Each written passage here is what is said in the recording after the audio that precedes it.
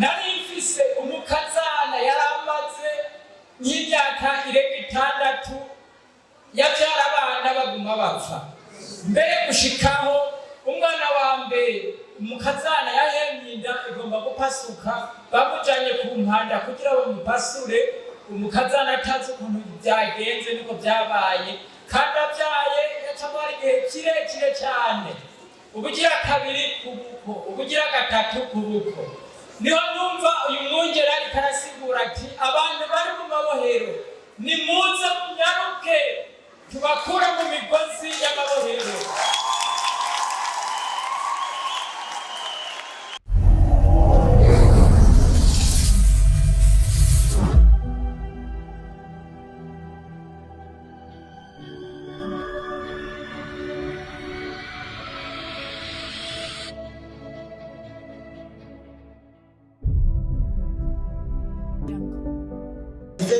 Aciye inzira twari dufite ikintu tugwana naco mu twari dufite umurozi tugwana nawe akaza mu kayabo mwana ngira avuga ati je nukuri akayabo ntansuzuguye hanyuma iryo joro karakubita cyane karakubita birakubita twibaza ko ari abasuma gusanga ibintu byose byaguye hasi byo mu kabati kapikaruye hamwana aravuga ati mama jewe n'umusi sinjya kandi sinjya turasenga kandi kandi tubisika tubabaje turushe barakikuza inzu yose ukabarabiraho hose hanyuma rero umuntu yahera niho nasenga mw'ijoro ngira inzozi mbona tuba tubana kaka yawe ncantora ikibaho mbona ndakamenya umutwe bukeye hari 10:00 bukeye mu gatondo twumva induru ko naka yapfuye umwana ambwira ngo bavuga ko 10:00 ariho yarapfuye rero imana n'ukuri yaradutabaye kuko n'ibintari birasubira kugaruka ndashima amen. Abazimu bapfuye nimuze mugusha abazimu muce mukubita mu mutwe abazimu. Amen. Umwanya tugomba kubarungikira umuriro w'amasengesho. Umwanya bindira turamena imitwe turarungika umuriro w'amasengesho mu izina rya Yesu.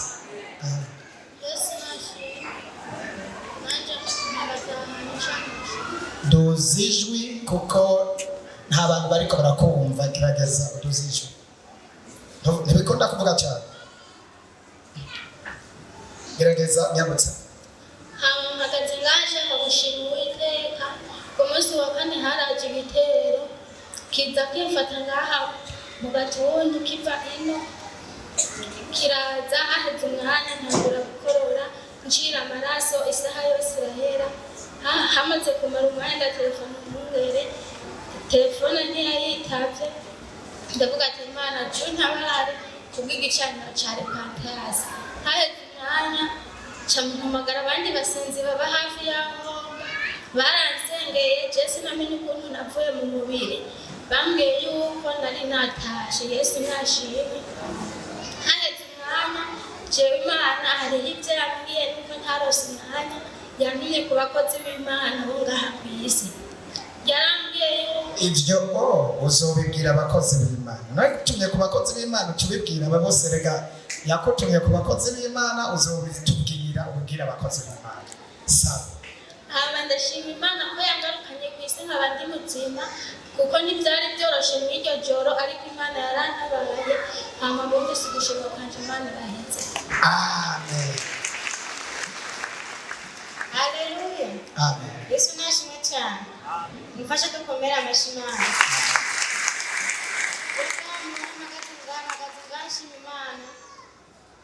Ndashima Imana yuko yamaye ikibombo kandi ibicishije muri repentance. Haleluya. Amen. Jenege kwa muganga bambwira ko nzibaruka itariki 12 z'ukwicumi ariko izo 12 zirarengana haragira 20 ntarabyara nangora kwiyegura. Haleluya.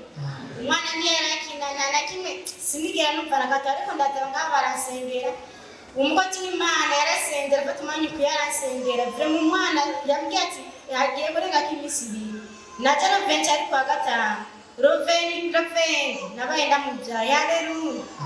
Mfashe dukomere amashimana yarangiye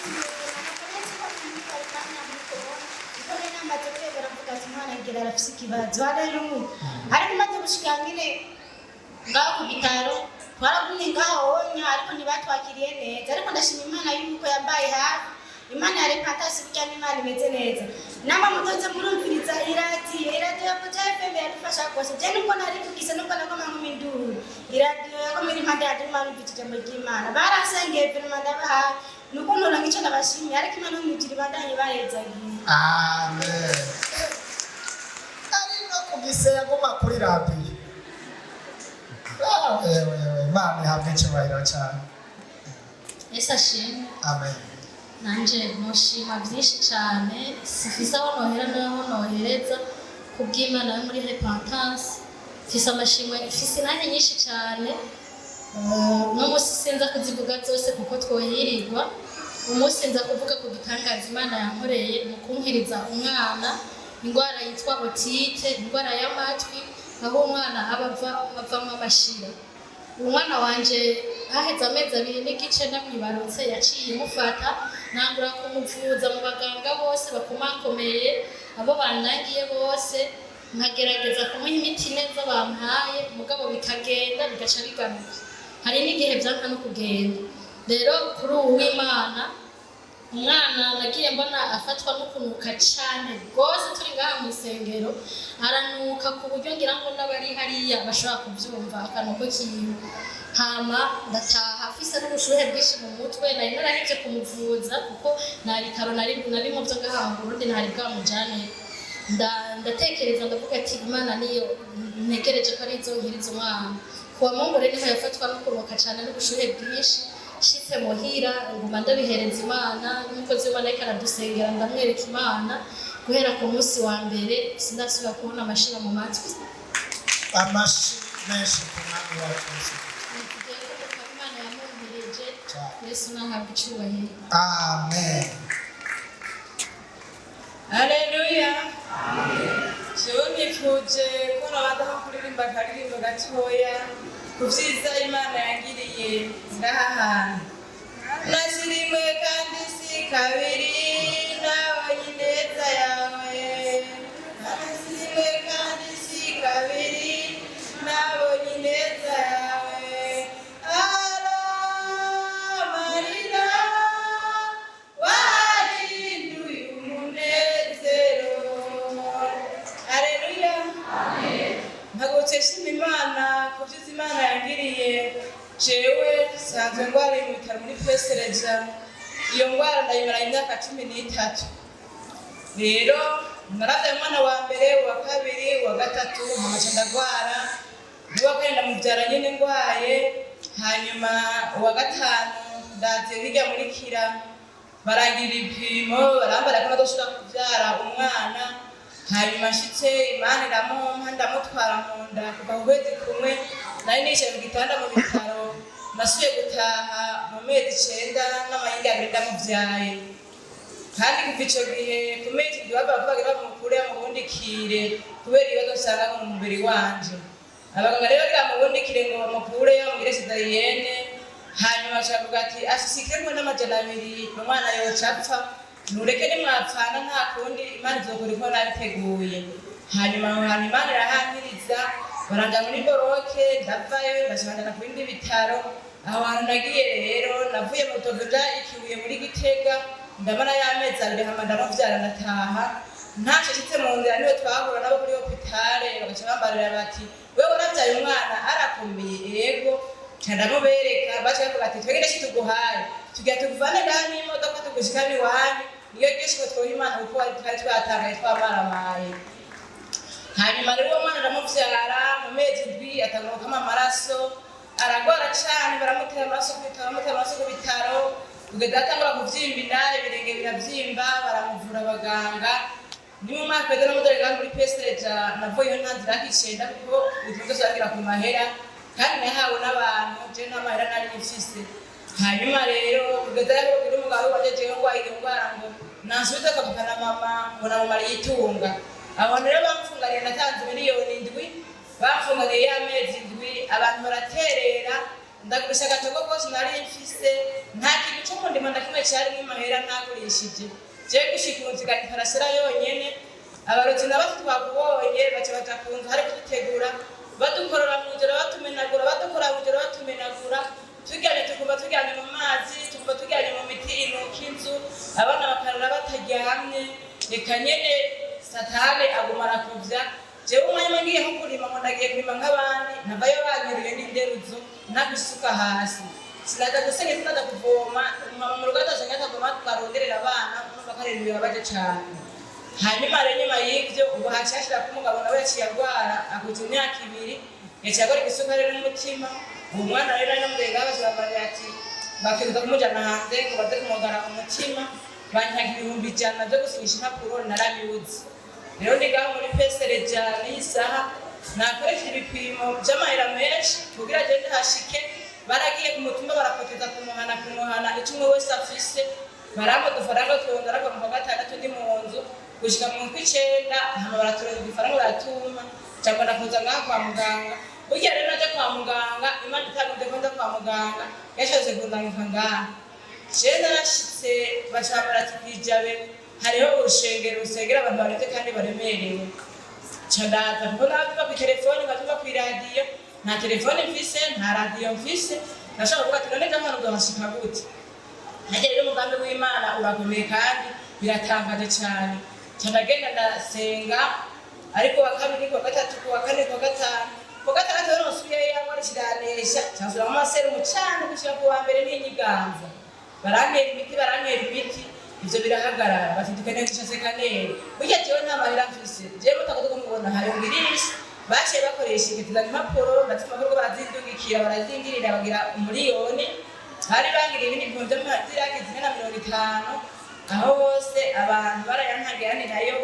leta niyo yaciye yagihira hanyuma rero urabonye ibiti 170 je n'amayafise yakoze rero ugeze hano hanyuma rero Imana yankoreje iyo ngwara nayo imyaka 13 jewe n'ukuri sinaja kwitwarete nizakunda ko mpema nk'abandi ngosure byasha byose bica mu kanwa ico Imana yose kunyishura kugira ngo ndatubaruke nadaho maturumube nkabadahejeje rero nanga ko Imana okwijabe nago yabo ngaha bansengera no gushikira abakora bansengera uko numva uruhande rumwe bitagenda neza nukuri magabe Imana ngo amasengesho ngaha Imana bahezagira sige amavuta menshi abo bose nayo yanje Imana bahezagira geza hakoretse jero Imana nenda kwitwara kinda ndagenda gashingisha haracaje imyaka 13 aja kuri toilette atahora ajayo ibyo atahora kose abikora ibitahora bikoreka byose arabikuva shika yaciye yugurura ubarituma nk'abandi arakora n'ibyo natwe dukora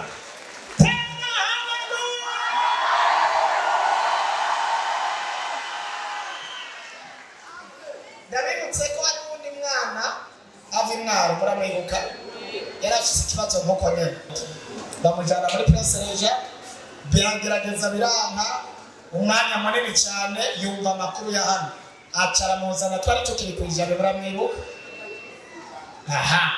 tuca turamusengera nanjye bamuzanye atituma umwana ndaravyimbye yarya naragize ubwoba yabaga none biragenda gute so bari muri bare bose simwe bamusengera turibaza ingene bizogenda mugabo nyene turavuga ngo mana ico tuzi ushoboye byose kandi nta kintu na kimwe kikunanira reka dusenge twarasenze amutwara twasenze baramubwira operation agezeyo Imana yaciye inzira ishiraho aho kwitumira yagarutse ashima Imana niyo yamugiriye operation umunsi wa operation utaranashika tunoze cyubahiro cy'umwami Yesu Imana dusengera ko kandi no kwizirwa n'umwami w'abantu haleluya we yarashinze ntaye apana umunsi umwe apana iminsi 2 n'uyu rero yashinze ngaha amerewe nabi umunsi ndamwakira pe yarafise ikibazo n'ubu tumaze iminsi 2 yose turiko turamusengera abo gupfa abo dutangura gusenga tukabona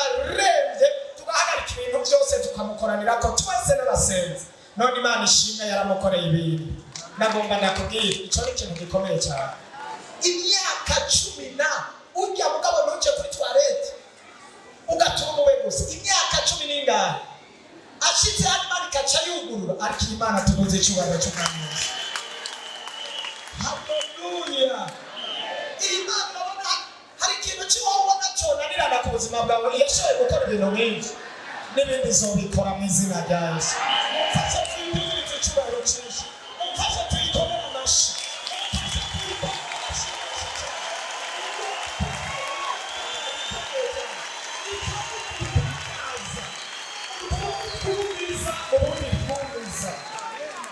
Haleluya. Icyo ni igitangaza mu bitangaza. Utwo twumiza mu bundi twumiza. Ibitaro byose abadokiteri b'abasipesialiste bose barananiwe, ariko Imana niwe mudokiteri w'abadokiteri mukuru, yamugiriye neza cyane. Yesu amuheza cyane. Iby'iwawe ni bito ugereranije n'ibyo yakoreye uwo muntu. Amen. Haleluya. Haleluya. Amen. Agomba Imana mu byinshi Imana amaze kunkorera, ariko mvuge ibyabaye muri iyi ndwi kumva z'umwanya. Amen. Jewe ndamaze umwanya mutoya nyuma y'ukwezi, uyu mubyeyi wacu Apotre hari ikintu yambwiye, arambwira ngo abonye hari intambara ziriko zirategurwa z'urupfu, ariko ko atashoboye. Apanye intambara, inama zari zapanzwe yuko mu rugo rwawe hariho urupfu hagati y'iwawe cyangwa n'umudani, ko hategezwa gupfa umuntu mu muryango wawe. Uko rero n'ukuri muri iyi ndwi nyine turimo, guca ejo kuwa gatandatu nabonye ibyo yambwiye. Haleluya. Ndashima Imana kuba mpagaze hano nkiriho. Byarangiye nari mfuye kandi mfanye n'umuryango wose.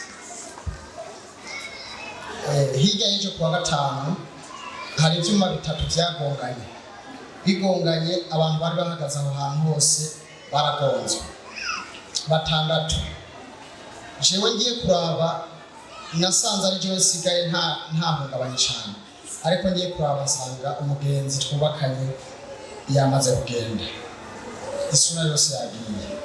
Narihuse ibyo nari mfise muri bimwe mu byo nari mfise hagufi sinza babutwaye. Nihutira umuntu nshira mu modoka, ngeze kuri hopitale wagatatu, abadokiteri barahakunyakira ntacyo bashoboye. Ndunguruza nja kuri hopitale militaire. Ngeze hopitale militaire, abadokiteri bandavye babona ntacyo bashoboye. Ndunguruza mbandanya n'imodoka nja mukinanira hospital Tanganyika. Maze kuhagera baranyakiriye banyandikira ibipimo bishika 3.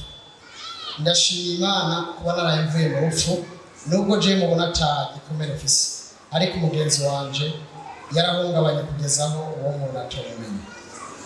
Ndashima Imana ko yavuye mu rupfu. Muri byinshi Imana imaze kunkorera, nshimye ibibaye muri iyi ndwi, Imana ibandanye tugira neza. Amen. Ibi bintu byakomeye ntabwo tubishima, kuko urumva ko yavuye mu rupfu koko. Kandi iyi ndwi yose heze turiko turahagarika impemu mbi z'urupfu muri burakeye.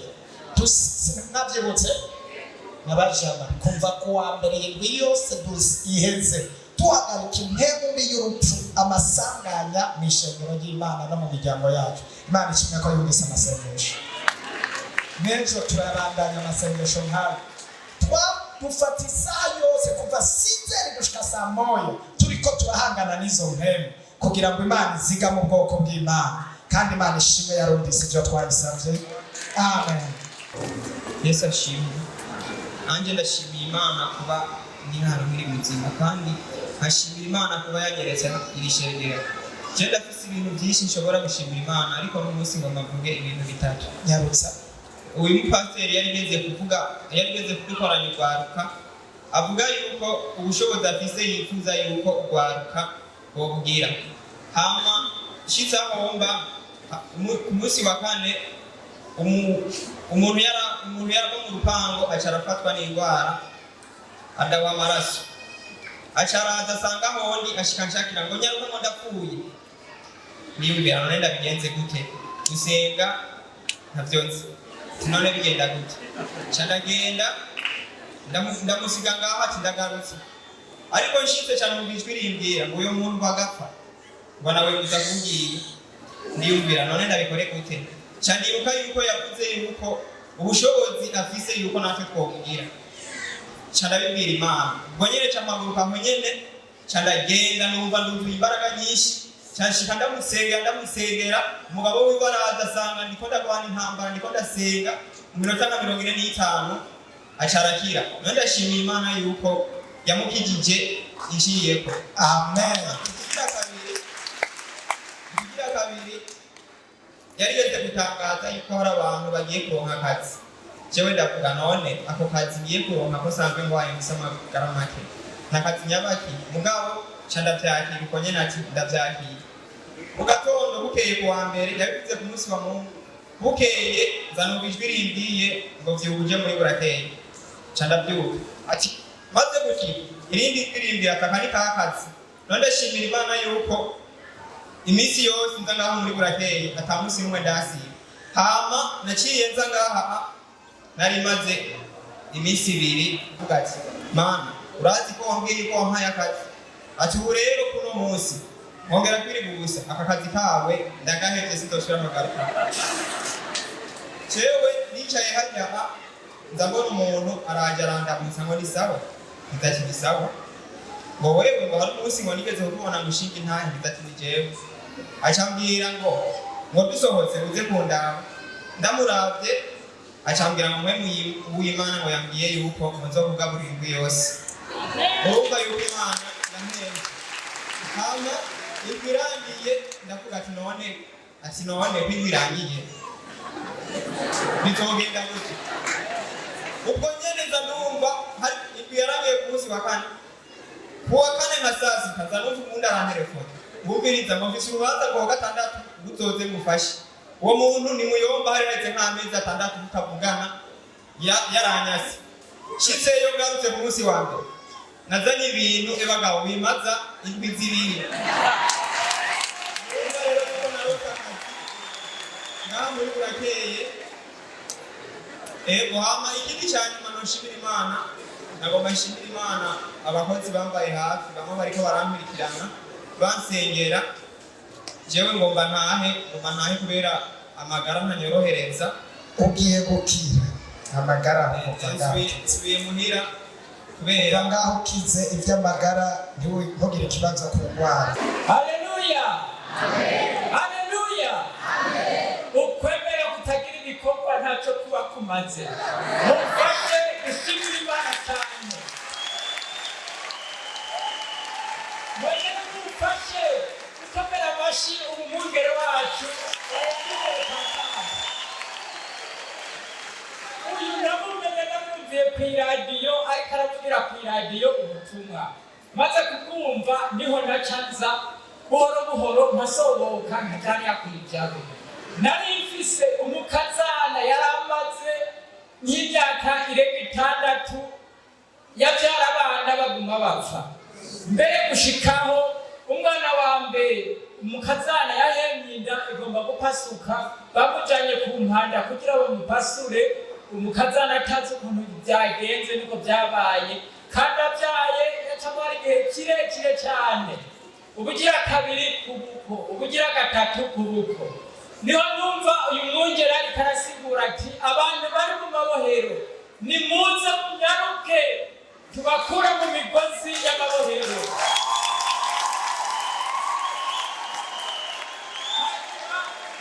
Naraje ndashika yakwicawe ndahageze ndamusigurira ingorane zinzanye, nawe acarambwira ukuntu ibintu byifashe. Uko intahe noshinga ni nyinshi cyane maze kubona kuyu mwungere wacu.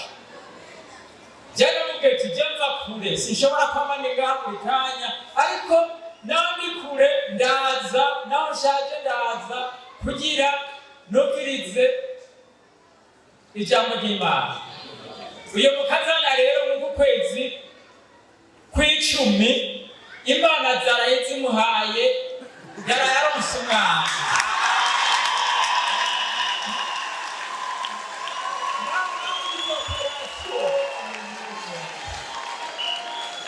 Nawe muri izo operasiyo ndindiriye gato akire neza, nzozana umwana kugira ngo umwana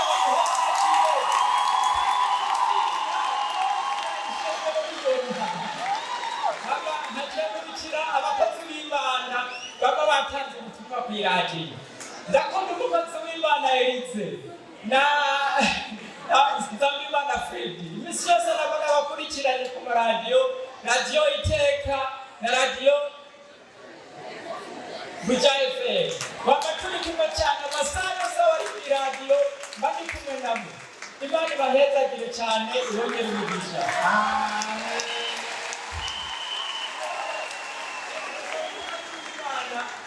Nosaba umukozi w'Imana muzoze mudufashe mu ntara ya Bubanza muzohashinge ishengero rya Repentance.